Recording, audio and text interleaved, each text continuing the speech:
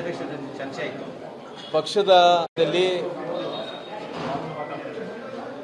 ನಂತರ ಹಿರಿಯರಾದಂಥ ಸನ್ಮಾನ್ಯ ಯಡಿಯೂರಪ್ಪರ ಸಾಹೇಬರ ಜೊತೆಯಲ್ಲಿ ಸದಾನಂದ ಗೌಡರ ಜೊತೆಯಲ್ಲಿ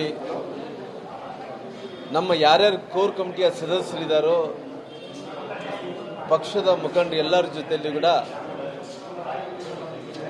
ಸಾಕಷ್ಟು ವಿಚಾರಗಳನ್ನು ಏನು ಬಳ್ಳಾರಿಯಲ್ಲಿ ಜನವರಿ 1ನೇ ತಾರೀಕಿಗೆ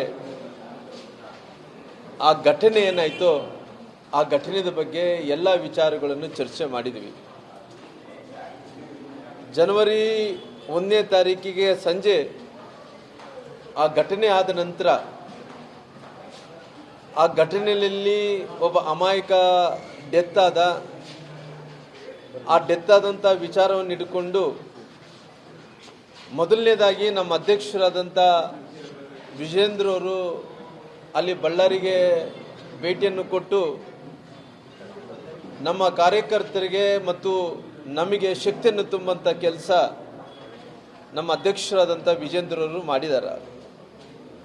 ಮರುದಿನ ಕೇಂದ್ರದ ಮಂತ್ರಿಗಳಾದಂಥ ಸೋಮಣ್ಣನವರು, ನಂತರ ವಿರೋಧ ಪಕ್ಷದ ನಾಯಕರಾದಂಥ ಸನ್ಮಾನ್ಯ ಅಶೋಕ್ ಅಣ್ಣನವರು, ವಿಧಾನ ಪರಿಷತ್ತಿನ ವಿರೋಧ ಪಕ್ಷದ ನಾಯಕರಂಥ ಚಲವಾದಿ ನಾರಾಯಣಸ್ವಾಮಿ ಅವರು ಅನೇಕರು ಕೂಡ ಬಂದು ಆ ಗಲಭೆ ಬಗ್ಗೆ ಖಂಡಿಸಿ ಇವತ್ತು ಎಲ್ಲರೂ ಕೂಡ ನಮ್ಮ ಕಾರ್ಯಕರ್ತರಿಗೆ ಇವತ್ತು ಶಕ್ತಿಯನ್ನು ತುಂಬುವಂಥ ಕೆಲಸ, ಧೈರ್ಯವನ್ನು ಹೇಳುವಂಥ ಕೆಲಸ, ನಿಮ್ಮ ಜೊತೆಯಲ್ಲಿ ನಾವಿದ್ದೀವಿ ಅನ್ನೋಂಥ ಒಂದು ಗಟ್ಟಿಯಾದಂಥ ಸಂದೇಶವನ್ನು ನಮ್ಮ ಅಧ್ಯಕ್ಷರು ಆದಿ ಹಿಡ್ಕೊಂಡು ಎಲ್ಲರೂ ಕೂಡ ಮಾಡೋಂಥ ಕೆಲಸ ಮಾಡಿದ್ದಾರೆ. ಇವತ್ತು ಇತಿಹಾಸ ಅನ್ನೋಂಥದ್ದು ಯಾವತ್ತೂ ಕೂಡ ಅದು ಯಾರು ಕೂಡ ಮರಿಮಾಚಲಿಕ್ಕೆ ಸಾಧ್ಯ ಇಲ್ಲ. ಯಾಕಂದರೆ ಇತಿಹಾಸ ಅನ್ನೋಂಥದ್ದು ಇವತ್ತು ಮರಳು ಕಳಿಸುತ್ತೆ ಅನ್ನೋದಕ್ಕೆ ಇದಕ್ಕಿಂತ ನಿದರ್ಶನ ಯಾವುದಿಲ್ಲ ಅಂತೇಳಿ ತಿಳ್ಕೊಂಡಿದ್ದೀನಿ. ಯಾಕಂದರೆ ನಾನು ಸನ್ಮಾನ್ಯ ಈ ರಾಜ್ಯದ ಮುಖ್ಯಮಂತ್ರಿಗಳು ಅವತ್ತು ಮುಖ್ಯಮಂತ್ರಿಗಳು ಆಗಲಾರ್ದಂಥ ಸಂದರ್ಭದಲ್ಲಿ ವಿರೋಧ ಪಕ್ಷದ ನಾಯಕರಾಗಿದ್ದರು.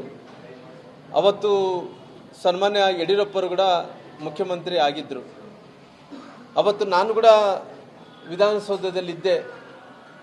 ಅವತ್ತು ಆ ರೆಡ್ಡಿ ಕುಟುಂಬದ ವಿರುದ್ಧವಾಗಿ ಸದನದಲ್ಲಿ ಸಿದ್ದರಾಮಯ್ಯ ಸಾಹೇಬರವರು ತೊಡೆತಟ್ಟಿ ಅವತ್ತು ಬೆಂಗಳೂರಿನಿಂದ ಬಳ್ಳಾರಿ ತನಕ ಕೂಡ ಪಾದಯಾತ್ರೆಯನ್ನು ಮಾಡ್ಕೊತ ಬಂದರು. ಇವತ್ತು ಅವರೇ ಪಕ್ಷದ ಶಾಸಕರಾದಂಥ ನಾರಾ ಭರತ್ ರೆಡ್ಡಿಯವರು ನಮ್ಮ ಮೇಲೆ ಇವತ್ತು ಗುಂಡಾರಿಸುವಂಥ ಕೆಲಸ ಮಾಡಿದ್ದಾರೆ. ಇದಕ್ಕಿನ್ನ ನಾವು ಏನು ಹೇಳಬೇಕಂದೇಳಿ ಒಂದು ಕೂಡ ಗೊತ್ತಾಗ್ತಾ ಇಲ್ಲ. ಅವ್ರದೇ ಪಕ್ಷದ ಶಾಸಕರಾದಂಥ ನಾರಾ ಭರತ್ ರೆಡ್ಡಿಯವರು ಅಂಗರಕ್ಷಕರು ಅವರೆಲ್ಲರೂ ಕೂಡ ಸೇರಿಸ್ಕೊಂಡು ನಮ್ಮ ಕಾರ್ಯಕರ್ತರ ಮೇಲೆ ನಮ್ಮ ಮೇಲೆ ಇವತ್ತು ಗುಂಡಾರಿಸುವಂಥ ಕೆಲಸ ಮಾಡಿದ್ದಾರೆ.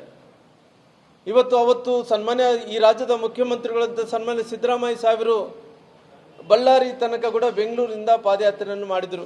ಎದಕ್ಕೋಸ್ಕರವಾಗಿ ಮಾಡಿದರು? ಅಕ್ರಮ ಗಣಿಗಾರಿಕೆ ಆಗ್ತಾ ಇದೆ, ರಿಪಬ್ಲಿಕ್ ಆಫ್ ಬಳ್ಳಾರಿ ಅನ್ನೋಂಥ ಒಂದು ಮಾತನಾಡಿ ಅವರು ಸಿದ್ದರಾಮಯ್ಯನವರು ಅವರು ಎಲ್ಲರೂ ಕೂಡ ಸೇರಿಕೊಂಡು ಪಾದಯಾತ್ರೆಯನ್ನು ಮಾಡಿದರು.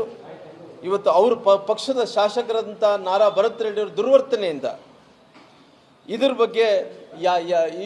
ಬಗ್ಗೆ ಯಾಕೆ ಸಹಕಾರವನ್ನು ಕೊಡ್ತಾ ಇದ್ದಾರೆ ಅನ್ನೋಂಥ ವಿಚಾರವನ್ನು ಕೂಡ ಅವ್ರು ಹೇಳಬೇಕಾಗಿದೆ. ಯಾಕಂದರೆ ಇವತ್ತು ಈ ಪ್ರಕರಣ ಅನ್ನೋಂಥದ್ದು ಅಂಥದ್ದು ಪ್ರಕರಣ ಅಲ್ಲ. ಅವರು ಶಾಸಕರಾದಂಥ ನಾರಾ ಭರತ್ ರೆಡ್ಡಿಯವರ ಮೇಲೆ 302 ಆಗಬೇಕಾಗಿತ್ತು. 302 ಅಂದ್ರಿಗಿನ ಮರ್ಡರ್ ಕೇಸಲ್ಲಿ ಅವರು ಸಿಗಾಕೋಬೇಕಾಗಿತ್ತು. ಅವರು ಕಣ್ಣೆದುರಿಗೇನೆ ಒಬ್ಬ ರಾಜಶೇಖರನಂತ ಯುವಕನನ್ನು ಅವ್ರ ಅಂಗರಕ್ಷಕರು ಅವರು ಬಗಲ್ಗಡೆ ಇದ್ದು ಆ ರಾಜಶೇಖರವ್ರನ್ನ ಹತ್ಯೆ ಮಾಡಿಸಿದಾರ. ಆದರೆ ಇವತ್ತು ಸರ್ಕಾರ ಇವತ್ತು ಅವ್ರನ್ನ ಉಳಿಸ್ಬೇಕು, ರಕ್ಷಣೆ ಮಾಡಬೇಕು ಅನ್ನೋಂಥ ಕಾರಣದಿಂದ ಅವ್ರನ್ನ 307 ಸೆಕ್ಷನ್ ಹಾಕಿ ಇವತ್ತು ಅವರು 307 ಕೇಸನ್ನು ಕೂಡ ದಾಖಲೆ ಮಾಡಿದ್ದಾರೆ. ಯಾಕಂದರೆ ಇವತ್ತು ಅವರು 307 ಅಂದರೆ ಅಟೆಂಪ್ಟಿವ್ ಮರ್ಡರ್, 302 ಅಂದರೆ ಮರ್ಡರ್. 302 ಅಲ್ಲ ಅವರೇ ಅಕ್ಯೂಸ್ಡ್ ನಾರಾ ಭರತ್ ರೆಡ್ಡಿ ಅವರು 307ದಲ್ಲಿ ಕೂಡ ಅವರೇ ಅಕ್ಯೂಸ್ಡ್ ಆಗಿರೋ ಕಾರಣ ಇಲ್ಲಿ ತನಕ ಆಗಿದೆ. 12 ದಿನ ಕಳೀತಾ ಇದೆ.